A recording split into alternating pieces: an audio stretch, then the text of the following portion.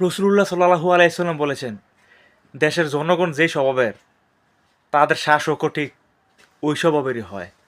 আপনারা যদি ইমানদার হইতেন, আল্লাহভীরু হইতেন, মুমিন হইতেন, ভালো মন্দ বিচার করতে পারতেন, কোরআন হাদিসের চিন্তা ভাবনা করতে পারতেন, তাইলে আপনারা শাসক হইতো আলেম।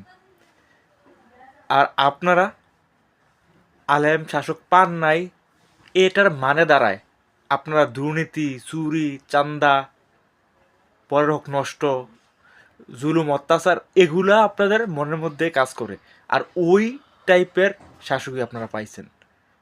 আপনাদের নিজেদের স্বভাবের সাথে মিলা শাসক পাইছেন, এটা রাসূলের হাদিস।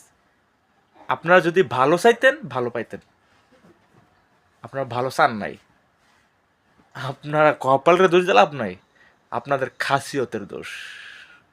যতদিন পর্যন্ত খাসিয়ত পরিবর্তন না হইব, দিল পরিষ্কার না হইব, ততদিন খাঁটি একজন শাসক আপনারা নির্বাচিত করতে পারবেন না, কখনোই না।